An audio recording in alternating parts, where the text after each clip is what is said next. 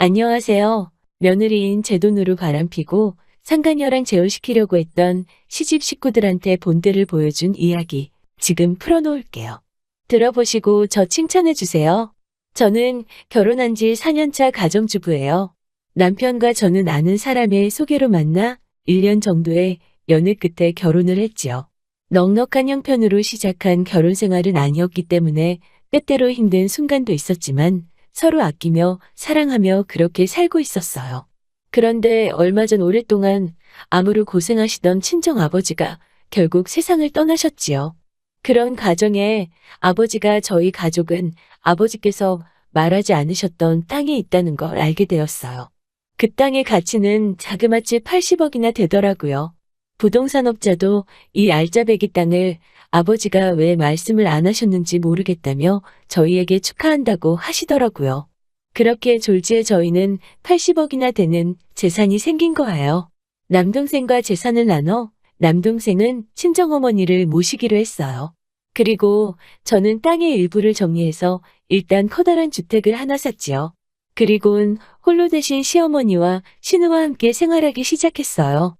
저희만 갑자기 좋은 집에서 사는 건 도리가 아니라고 생각했기 때문이지요. 갑자기 생긴 재산에 놀란 건 시댁 식구들도 마찬가지였어요. 시어머니와 신우는 이제 고생이 끝났다며 저에게 연신 고맙다 하시더라고요. 남편도 정말 자기가 마누라 복이 있다면서 기뻐하더라고요. 가족 모두가 행복해하니 저도 행복했어요. 그리고 저는 우리가 이렇게 계속 행복하게 살 줄 알았지요. 누가 그러더라고요. 남자는 주머니가 불룩하면 딴 생각을 한다고. 그게 저는 우스갯소리라고만 생각했지. 제 남편이 그럴 거라곤 참을 생각도 못했었는데 딱 그게 제 남편 이야기더라고요. 작은 중소기업을 다니던 남편은 갑자기 자기도 자기 사업을 하고 싶다고 저를 조르더라고요. 저는 그런 남편에게 사업은 아무나 하는 게 아니고 다니던 직장은 꾸준히 다녔으면 좋겠다고 하자 저에게 서운해하며 저더러 자기가 고생하는 게 좋냐고 생떼를 쓰더라고요. 결국 남편의 성화에 이기지 못하고 남편 앞으로 작은 고깃집을 차려줬지요. 그런데 남편은 막상 가게를 차려주니 가게는 맨날 종업원들에게 맡겨놓고 놀러만 다니더라고요. 그거에 대해서 제가 뭐라고 조금이라도 하면 금세 서운해하거나 화를 내면서 아니, 우리도 좀 여유 있게 살자고 말하더라고요. 하지만 적어도 제 생활은 유산을 상속받은 이후에도 달라진 건 없었어요. 여전히 시장에서 장을 보고 여전히 세일하는 옷을 사 입고 가계부를 썼지요. 헛바람이 잔뜩 들어간 남편을 보면서 답답하고 걱정도 되었지만 그래도 잠시려니 하고 웬만하면 뜻대로 하게 해주었었는데 지금 생각해보면 그게 다 헛짓거리였던 거예요. 허파에 바람이 들어간 건 남편뿐이 아니었어요. 신우 또한 유산이 무슨 마르지 않는 셈이라고 생각하는 듯이 자꾸 저에게 돈을 요구하더라고요. 처음에는 뭔가 배워보고 싶다는 등의 핑계라도 있었지요. 기술을 배워야겠다, 못다한 공부를 해야겠다는 등의 핑계로 목돈을 가져가곤 어떻게 되어가고 있냐고 물으면 언니 지금 돈 줬다고 간섭하는 거냐고 발끈하더라고요. 처음에는 제가 혹시 신우의 자존심을 건드는 건 아닌가, 지나친 관심인가 싶어서 미안한 마음도 들었지만 솔직히 계속 이런 일이 반복되니 화도 나고 주기가 싫어지더라고요. 그래도 가족끼리 돈 가지고 그러는 건 서로에게 너무 상처가 될 것 같아서 웬만하면 신우에게 맞춰주려고 노력했어요. 그러던 어느 날 신우가 갑자기 결혼을 하고 싶다고 하더라고요.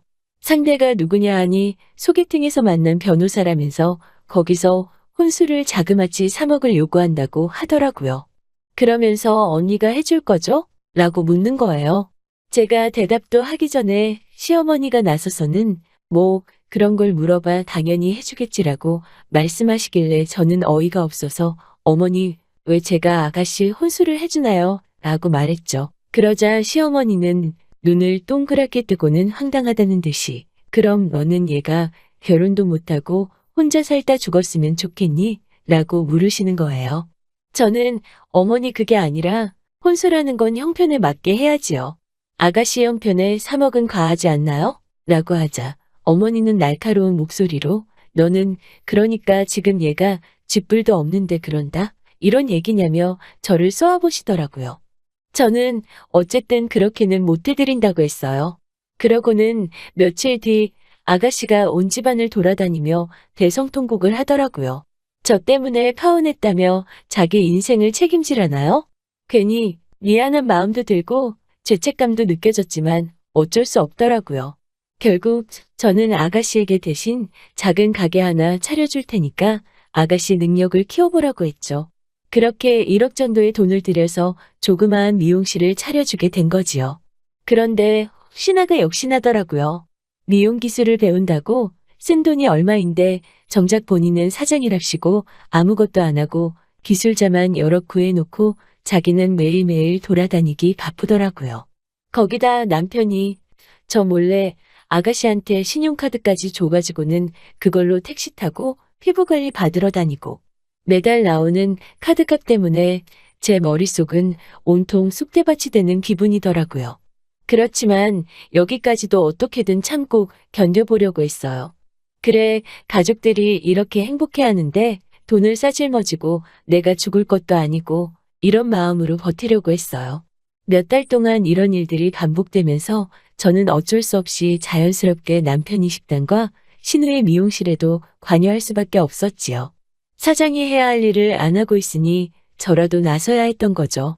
하루는 남편의 식당에 갔는데 식당과 어울리지 않게 화려한 옷차림을 한 여자가 카운터에 서서 주인 행세를 하고 있더라고요. 제가 당신은 누구냐 물으니 여자가 대답하기를 나 여기 안주인 되는 사람인데요? 이러는 거예요. 그래서 저는 순간 어이가 없어서 이게 뭔 소린가 벙쪄 있는데 주방 이모가 저를 부르더니 남편 단속 좀 하라고 하더라고요. 집에 돌아오는 남편에게 그 여자는 누군데 안주인 행세를 하고 있냐고 따져 묻자 남편이 일하는 아줌마인데 손님들이 깔본다고 그래서 그럼 대충 그냥 안주인이라고 하라고 그랬다는 거예요. 남편의 설명이 좀 미심쩍기는 했지만 그래도 남편을 안 믿으면 누굴 믿냐 아는 마음으로 넘어갔지요. 그리고 며칠 뒤 제 핸드폰으로 이상한 사진 몇 장이 문자로 오더라고요. 보니까 그 안주인 행세를 하던 여자가 반쯤 벗은 우리 남편 옆에서 찍은 사진인 거예요. 제가 누구냐 하니까 곧 알게 되겠죠라고 하더니 그날 오후에 제 남편 팔짱을 끼고 그 옆에 딱 붙어서 우리 집 현관으로 들어오고 있더라고요. 제가 어이가 없어서 남편한테 이게 무슨 상황이냐고 묻자 남편이 넌 보면 모르냐면서 저에게 나 이 여자 사랑한다며 이혼하자고 하더라고요. 저는 순간 제가 잘못 들은 줄 알고 이게 무슨 소리냐고 다시 물었죠. 그러자 시어머니가 그 여자한테 아가 내가 목이 마른데 부엌에서 물 좀 가져다다오 하시는 거예요. 보아하니 이미 시어머니도 그 여자를 알고 남편은 그 여자랑 살겠다 하고 그림이 그려지더라고요. 제가 남편한테 지금 이게 마지막 기회니까 말 똑바로 하라고 이게 무슨 상황이냐고 했죠.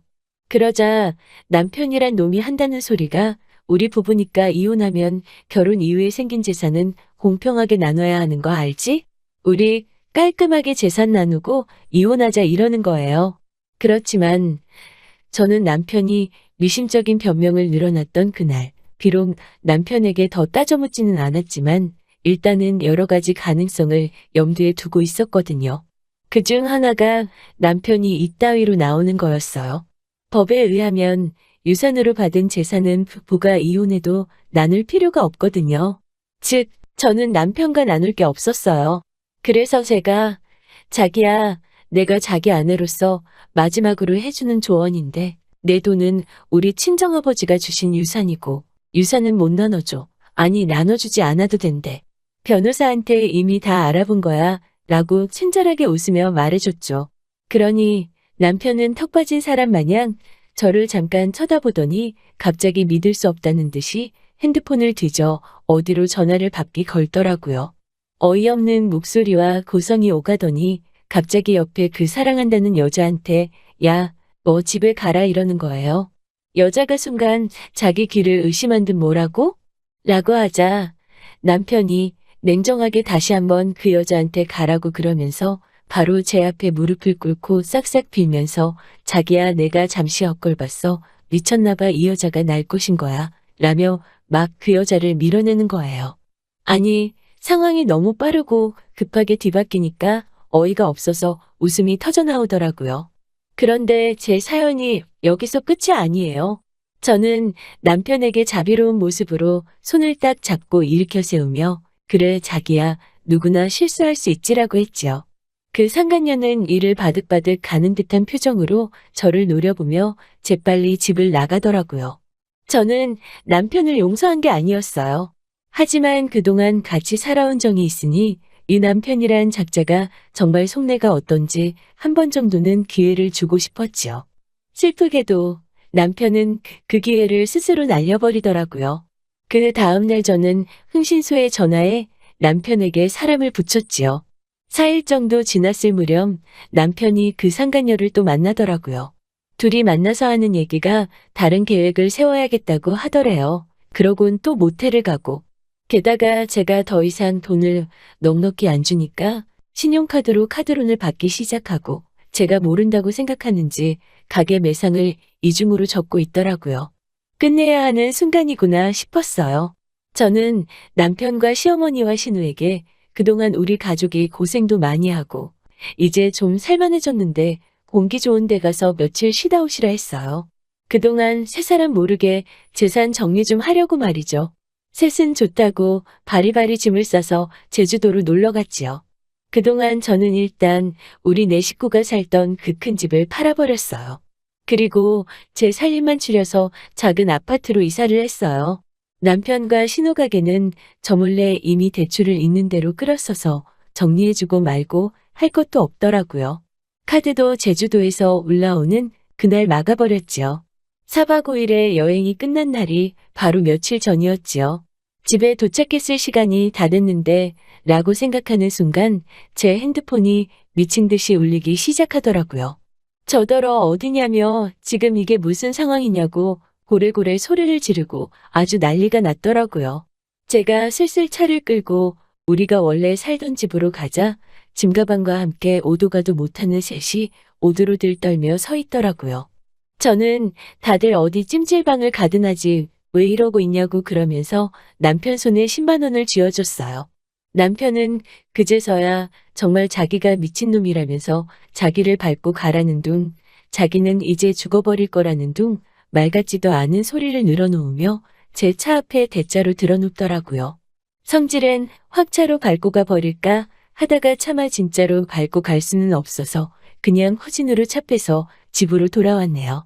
집에 돌아오는 길에 제 차 앞에 대자로 드러누워 있는 남편 꼬라지가 자꾸 생각이 나더라고요. 너무 웃기지 않나요? 시어머니랑 신우는 저한테 독하다고 난리였지만 아직도 그 상간녀한테 아가라고 부르던 시어머니의 정한 목소리가 생각이 나요. 이 사연을 쓰는 지금도 계속 셋한테 번갈아 가면서 협박도 아닌 사정도 아닌 연락이 오는데 전 마음 정리 끝났어요. 이제 남편 가게로 이혼 소장 갈 거고 그럼 뭐 시간은 걸리겠지만 결국 완전히 끝날 거예요. 저 잘했죠? 긴 이야기 들어주셔서 감사합니다. 오늘의 사연은 여기까지입니다. 구독과 좋아요, 알람 설정해주시면 앞으로 더 좋은 사연으로 찾아오겠습니다. 감사합니다.